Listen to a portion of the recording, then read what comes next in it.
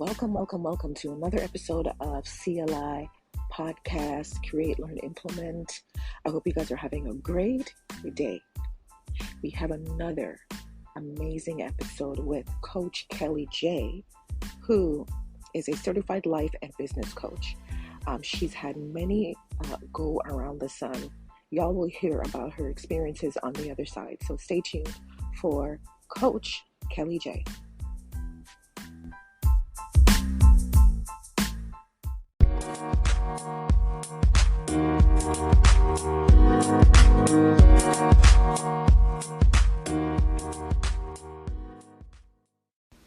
Have you ever thought about starting your own podcast? When I was trying to get this podcast off the ground, I had a lot of questions, like how do I record an episode? How do I get my show on Apple Podcasts, Spotify, and all the other places people like to listen? How do I make money from my podcast?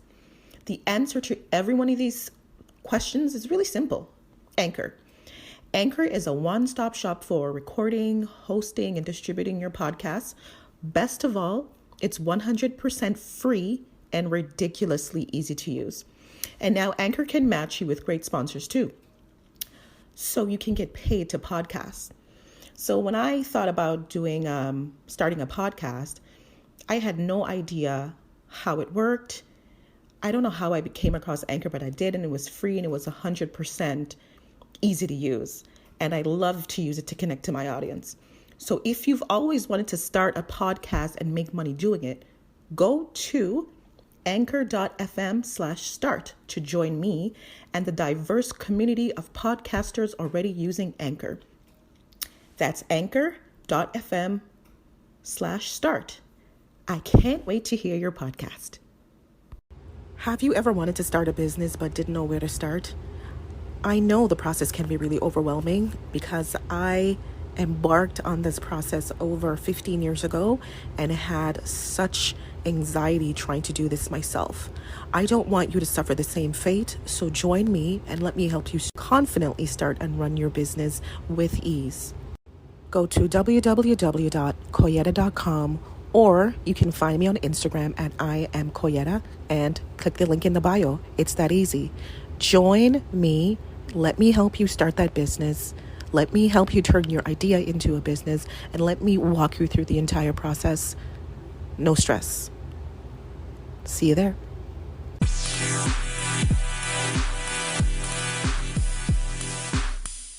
Miss Kelly J, thank you so much for taking the time to come on and speak with me. I know it's busy season for you. I know you're planning a retreat and all those beautiful things. So I really appreciate the time, and it's Christmas around that holiday season. So how are you today?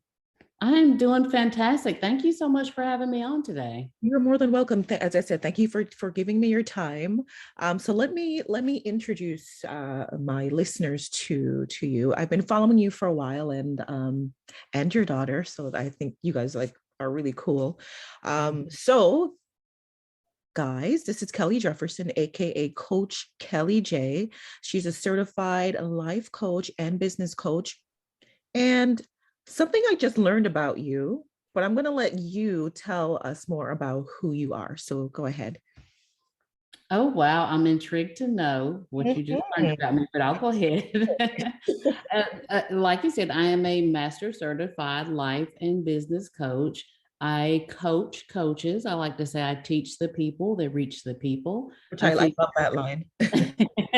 I'm not a rapper, but yeah. I teach the people that reach the people. I say that because I figure the biggest way I can make an impact in the world is to teach leaders, and coaches are leaders. And if I can teach them and teach them how to get more clients, teach them how to be with those clients, then I feel like I'm making my mark in the world and I'm getting the jewels in my crown. Oh, I love the way you speak. It's just so I can't explain the word. It's just so beautiful, poetic. I love it. Thank you so much. You're welcome. So give us a deep dive into your background. What got you to be Kelly J? Okay, awesome. So I like to say I was raised by corporate. I did all the things they told us to do, the blueprint of success. I went to college. I got the good job. I started with Department of Justice straight out of college. I Ooh, did that. I traveled the world. I did all the things, a dream career, until I got to the point where I'm like, oh my gosh, is this my life? yeah. Is this it? Am I going to grow old here? Am I going to work here for 40 years and get a gold watch and then have a retirement party and that's it? That's what people do, right? Yeah. But I realized 20 years into my career that this isn't success for me anymore. And Mhm. so I started a hobby. It was a business called Natural Girls Rock. It was centered around natural hair. And I learned it took off. I mean, it was a multi-million-dollar brand. What Yeah. I learned during the time that I was running that brand was that there was a whole lot of people, a whole lot of women specifically, that wanted to look pretty, but they were broken on Yeah. the inside. And so my first degree is in psychology, my second degree is in criminal justice. So that really, really, really spoke to me in a way that I wanted to do something about it. So I went back to school and got my certification and then got my master certification, which basically means 2,500 hours or more is Yeah. where you get master certified. Mhm. And so I began to coach life, business to client.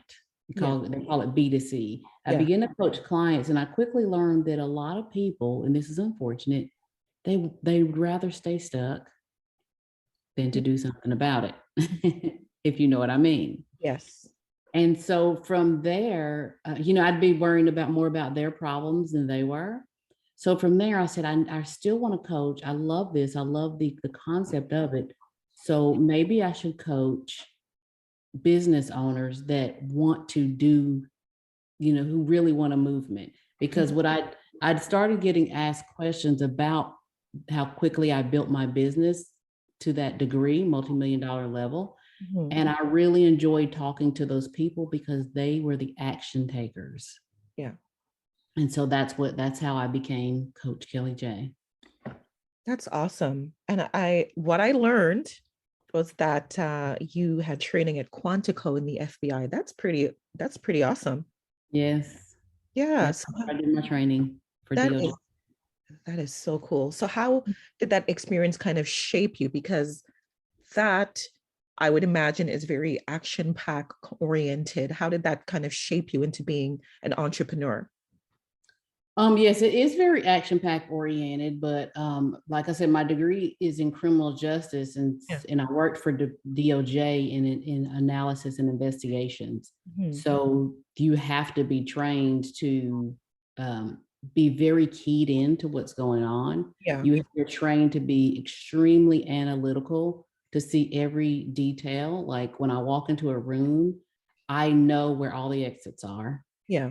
I know what people have on, identify facial features. So that we were trained to do that, but it helps me so much in entrepreneurship because I never forget a face. I Yeah. might forget your name, but I know everything that's going on in a room as soon as I walk in. I am scanning the room. So there's just little things that I learned like that at my training in Quantico that I carry with me as an entrepreneur.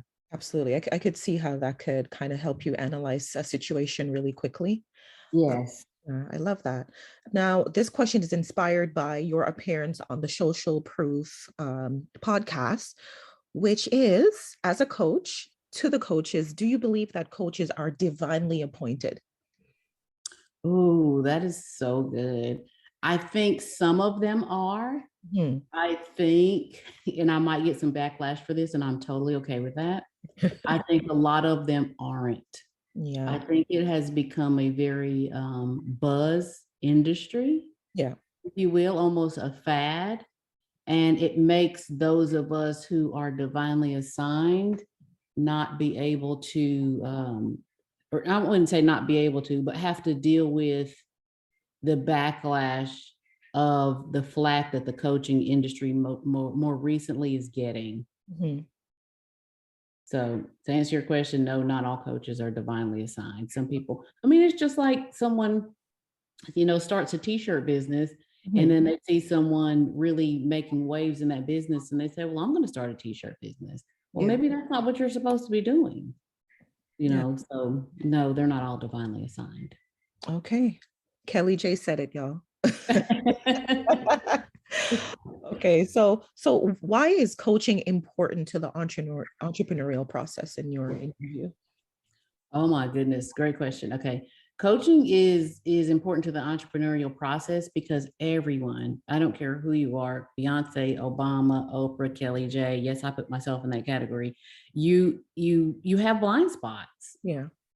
Every person has blind spots that needs to be in a trusted environment that someone can show you, hey, have you thought about this? Have you thought about that? That's one aspect. The other aspect is when you are coached by someone, you're most typically become part of a community. And being in a community of like-minded people is so very important for your growth as a human being and your growth as a coach. I like to say, even the coaching programs I'm in one that's $155,000 a year. I'm in another one that's $55,000 a year. They both give me something different. But in those rooms, I'm not just learning from the leader, the coach. Yeah. I'm learning from the people that also thought and respect the importance of investing at themselves at that same level. Yeah. So you put yourself in a higher caliber environment. Ooh, you put yourself in a higher caliber environment. I love that. That's that's definitely, and that's also a mental type of situation as well, right? It has to absolutely be first.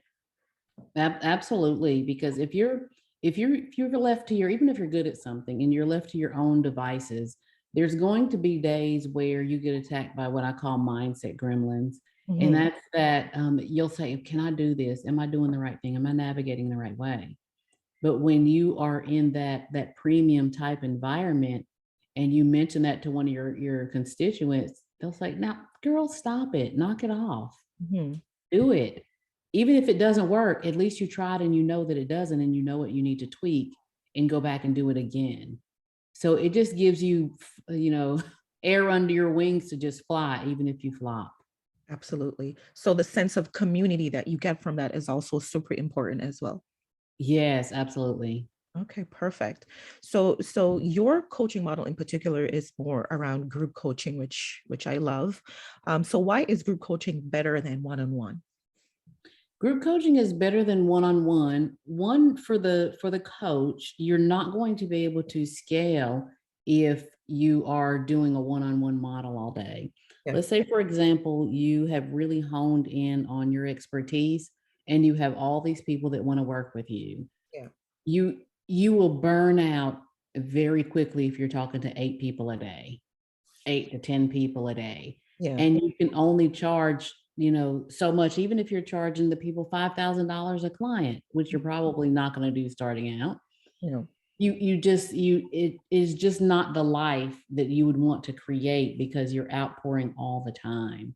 And when you are really doing powerful coaching and you're really connecting with the soul of people like I do, it is draining after you've talked to like 3 people. So to do that all day, every day is just not a sustainable business model. I don't look at the coaching industry just as, okay, I've got a client. Oh, I've got another client. No, if you're going to do it full time, you have to look at it as, I need to build in a business, an ecosystem, a business model for how to bring people into my business.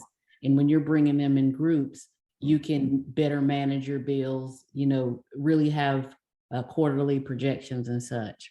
That's one for the coach. But for the community, it's kind of like what I said, when I join communities as a client, there's when someone asks a question, many times it's a question you didn't even know you had. Right. So it serves them by being amongst their peers. So time freedom and community is huge in building in group coaching. Absolutely, absolutely. So if there are three things, because you've seen both sides of the coin, the one-on-one and the group, um, what are three things we need to unlearn now so we can improve our reach when we're talking like premium buyers and things like that? Okay, one thing we need to unlearn is that no matter what, there's always someone that will buy your offer. Many coaches are concerned, well, what if nobody buys my premium offer? Yeah. There is someone that will buy your offer as long as you can show the value of what they're getting. Right. So don't worry about, for your listeners, don't worry about what if they don't pay. There's somebody who will, as long as you are showing the value. Right. So that. And what were the other? You said three things that I would recommend. Did you say? Three things to unlearn. Three things to unlearn. Unlearn. What if they don't pay? Yeah. Unlearn that, this is a huge one. Unlearn that people get a better result if you're working with them one-on-one. They don't. Yeah. They don't get a better result because they're left to their own devices. And it's very easy to get in their own head. So I would unlearn that. I would also unlearn that, how can I say it? Take your time. Unlearn that you have to have a low ticket something to start out, because you don't. Okay, it's that like that climb, right? That low ticket offer, and then you lead them to the next, and then okay. So you're saying right. we can just do away with that altogether. You could do away with that altogether. I mean, that can bring in people in volume, but you can really start with high ticket if you wanted to. And most people don't agree with that. They don't realize that. But if I had to do it all over again, I would start with high ticket. Here's the thing. People think that a lot of coaches, new coaches, think that you can't start with high ticket because you don't have the experience. Yes. People aren't, the experience that people are paying for is the experience that you have at doing the thing. Right. For example, if you are a divorce coach and you have been through a divorce or 2 or 3 divorces, and now you're a divorce coach, just as an example. Yeah. You've already been through the divorce. You don't need to be more of an expert. You don't need to coach 50 people to know how to help someone through who is currently going through a divorce. Right. Your experience is the fact that you already went through one and you came out on the other side of it. So the person, I don't even want to say the woman that's going through a divorce, because men too, the person that's going through a divorce and needs your help, support, assistance, accountability, all those things. It doesn't matter if you're the first person they're helping through that, or if you're the 10th person, as long as you can really help them, and you can because you've already overcome it. Absolutely. So experience is the qualification. Absolutely. I think a lot of people kind of suffer in that way, thinking that, okay, I have the experience, but there's always something else that I need to be to be the qualifier, but that is the qualifier. That is the qualifier. And a lot of people think, oh, I need the certification. You don't need a certification to start coaching. You don't need a certification to get paid to coach. And you're hearing that from someone that I literally have my own certification program. And I'm telling you, you don't need a certification. Yeah. But a lot of people don't give themselves internal permission to move forward and go out and be great because they don't have the certification. It's just a piece of paper. It is, but it means a lot to people, some people. Well, that's one of the things. Yeah. Can be number 4 to unlearn. It's not necessary. It's not necessary, but it's good to have. It's good to have. I'll say this. It's good to have if you are wanting to coach at the corporate level. Like I have some corporate clients, Fortune 500 companies that I work with. Yeah.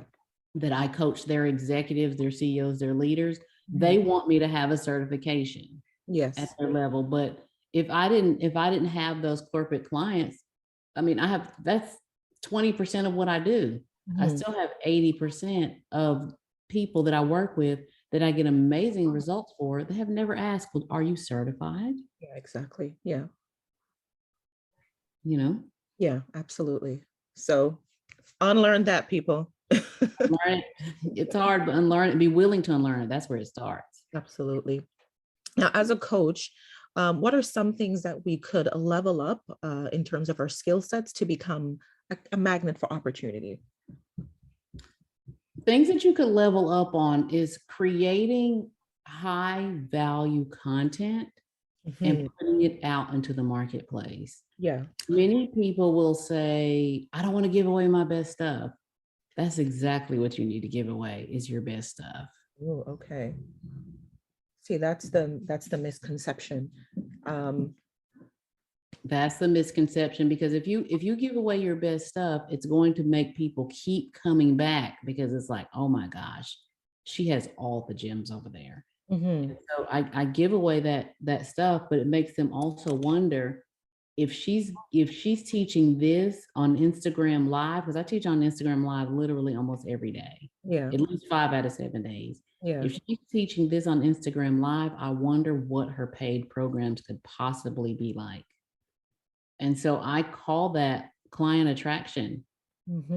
I don't have to ever go after clients. I show up basically every day powerfully with prolific content, and people reach out and say, how can I work with you? I love it.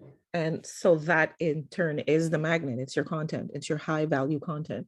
Yes, that is the magnet. That is the magnet. Okay. Y'all got to learn. Okay. Now you actually said that there are 3 types of groups in your audience. And the group 1 is not problem aware.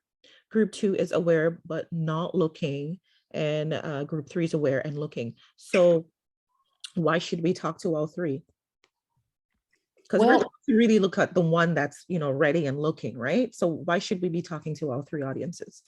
But you need to talk to all 3 audiences, because the people, okay, let's go back over it. There's the people that have the problem that are not aware. There's the people that have the problem that are aware but not looking. Yeah.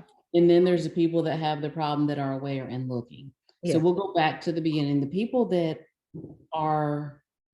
have the problem and are not looking or not aware, you have to create content to make them aware so they can ascend up your ladder. Right. Make sense? So that first group of people, you're reaching them at an awareness phase. So you're putting out content about the thing that you do, but you're not trying to sell them anything. You're trying to make them aware that the thing that you're talking about is a problem. Right. Right. So then it ascends them up. Once you've gotten their buy-in, if you will, on that, it ascends them up your ladder, like, oh wow, I guess this is a problem. I guess I shouldn't have back pain. Maybe I am overweight. Okay, maybe my ankle shouldn't hurt. Just using weight loss as an easy one. So then they make it up your ladder to that second category of aware but not actively looking to solve the problem. So your content there should address the person that, okay, now you're aware, but you're not looking to solve the problem. So then the content there is people who are overweight are more prone to, heart disease, or they're more prone to diabetes. So you're agitating the awareness they now have. But you're not necessarily asking them to buy something at that point. This might be the area for you the opportunity for you to put out freebies. They're aware, they're intrigued a little bit, but they're probably not going to spend any money yet. But that third group of people, they're aware and they're looking for a solution. So that person is ready to do something. So if you concentrate, you have anyone that's listening right now, me included, we have people in our audience that fit into all 3 of those categories. Right. But you have to speak to all 3 of those categories differently. Right. The way you speak to category 1 and category 2 you're basically just trying to ascend them up your ladder, which is why you have to show up consistently. Make sense? Absolutely, 100%.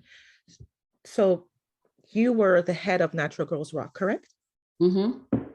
What's the correlation between, being, the head of, which I do remember that whole Natural Girls Rock scene, between that and the coaching program? I guess the correlation would be being a leader in both places. Yeah. And also understanding that even though I wasn't a quote unquote coach at Natural Girls Rock, Yeah. I've been a coach all my life. Yeah. I just did not have that title. Mm-hmm. So that's the correlation. Absolutely. I love that. You seem to draw from a very spiritual place when you speak. When I, hear you, when I see your content, is it fair to say that faith plays a role in your life? Oh my goodness, absolutely. I'm divinely assigned. I did Yes. not always realize it, but I realize it now that who I am, who I have become, and who I have yet to become on my journey, this started long before I realized the path. Kind of like what we were saying at the beginning with how did Quantico play a role in who and how I am today? Yeah. My keen awareness when I sit across from someone and I begin to have a conversation with them, I can size them up in like 3 minutes because that's what I learned to do, but now I use it in a different way. Yeah. Well, I'm glad we're not on camera. So no, but I go ahead. Sorry. Oh, nothing. I was just saying that's funny. I mean, it's not even kind of what they look like or what they're wearing. I read a lot of nonverbal clues, a lot. Yeah. And so when someone speaks, I'm listening to what they're saying, but I'm also listening 51% of what they're not saying to me or what they're trying to keep from me. For example, if someone's talking to you and they tighten their lips, there's something they want to say and they're not. Yeah. But they don't realize they're doing that. Absolutely. So there's little stuff like that. Or if you're talking to someone and they start picking cotton off their shirt that really isn't there. Yeah. There's something that they're uncomfortable. You've made them uncomfortable. So when I see I can give you 1,000 of those. Yeah. When I see that when I'm talking to somebody, it lets me know what part of the conversation do I need to hone in on. And then within 10 minutes, they're like, oh my gosh, where did you come from? So based on those verbal cues, have you ever disqualified someone from your program? Oh my gosh, yes. Yeah. Yes, my higher level programs are not set up to where you can just go on my website and join them. Yeah. I do them by application because I want a certain vibe. Yes. Within my programs. So absolutely, I personally interview every single person. Absolutely. I got that. So what, this is a question I have, but I think I already got the answer based on everything you've told me. What makes a Kelly J program stand out? Oh, that's such a good question. What makes a Kelly J program stand out is I don't just teach tactics and strategies of how to do the thing. Like, I teach how to go from one-on-one coaching to group coaching. And then I also teach people who want to become certified. Become coaches. I also have certification, but if you just want to become a coach. Yeah. So I don't just teach the tactics and strategies of how to do it. I teach the essence of who you need to be and become to be the person. Yeah. When you learn how to become the person, the tactics and strategies are much easier. Also, when I'm teaching, I always tell my clients, I want you to watch me from two perspectives. I want you to watch me as a student of mine, a client of mine, but I also want you to watch to see how I'm facilitating this entire program. so that you don't have to go and recreate the wheel. And they're like, oh my gosh, you tell us everything. I do, because I'm creating leaders. So that's the difference. I think a lot of programs are teaching those tactics and strategies, and they're completely missing who the person really has to become in order to facilitate a solid program. Oh, I love that. And that was the way you said that was so artful. Just the way you speak, it's very, I love it. Now, I got you today on a super busy day. I know you're in the midst of, planning your retreats and things of that nature. So I know you have to deal with stress. I know you have to deal with, being maybe too scheduled sometimes. So how do you wind down from a busy or stressful day? I wind down from a busy or stressful day by spending time with my family, my husband, AJ, my two boys, Dylan and Colin. They're 12 and 14. And then my mom lives with us. She always waits for me to finish at the end of the day so we can chat.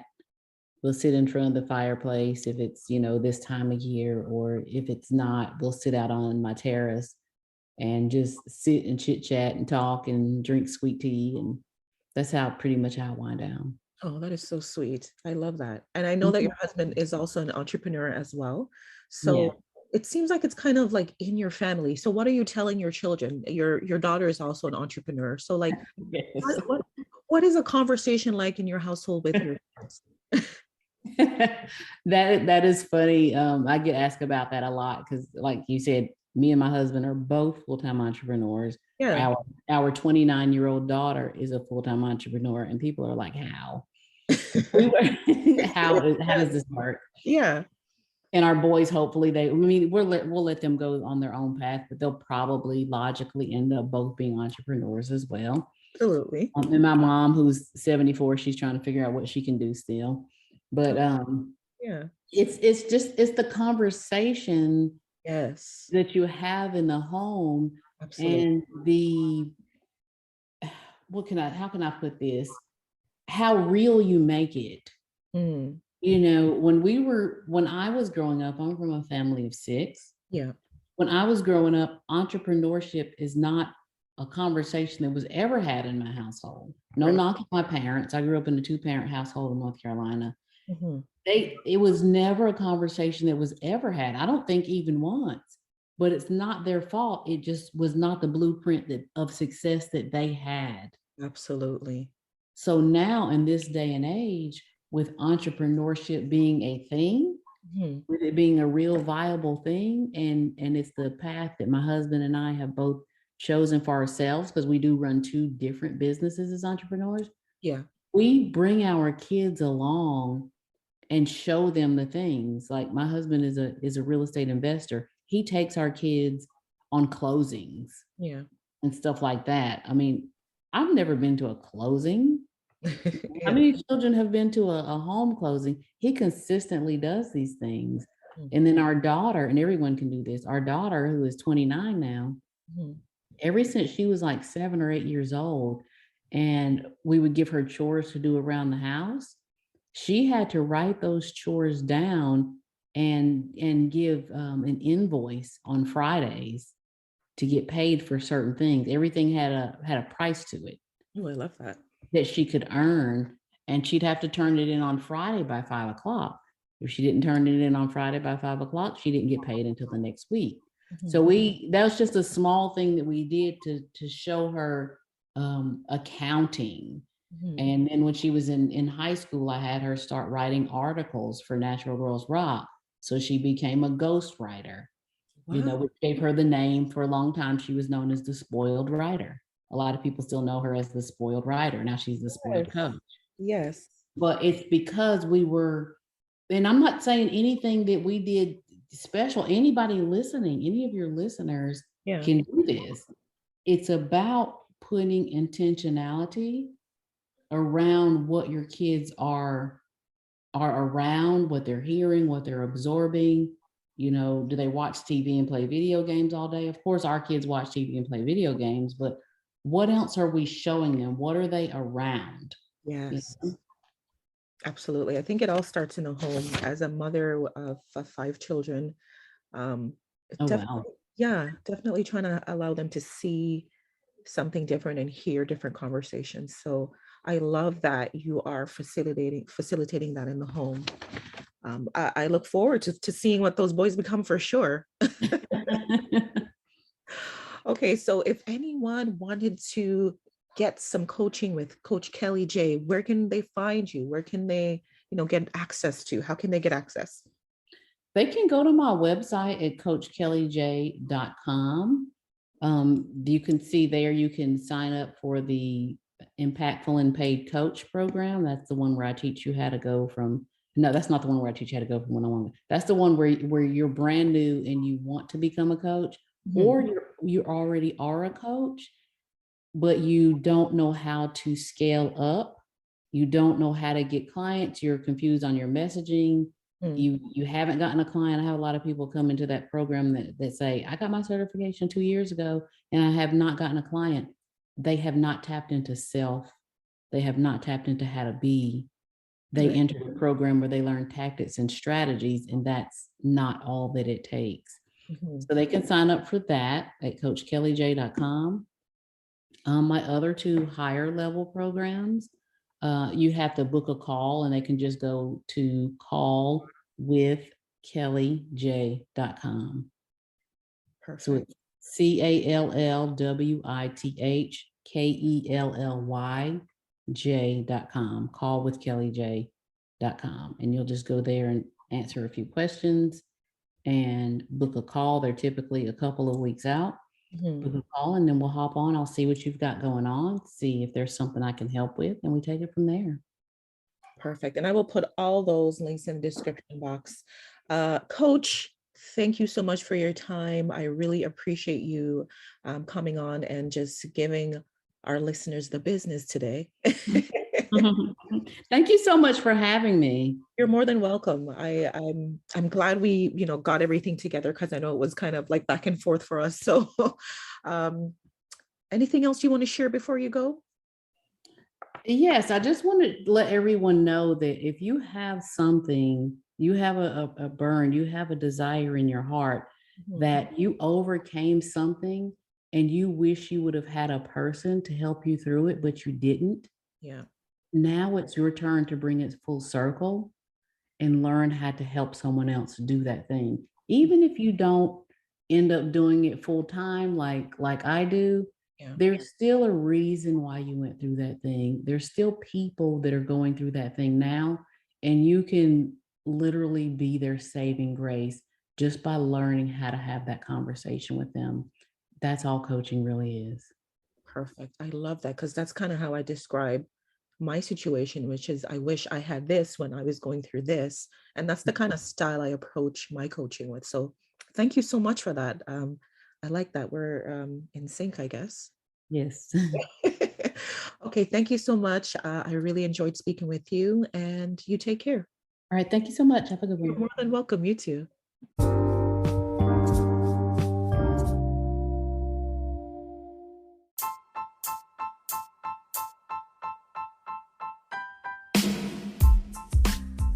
Thank you for tuning in to another great episode.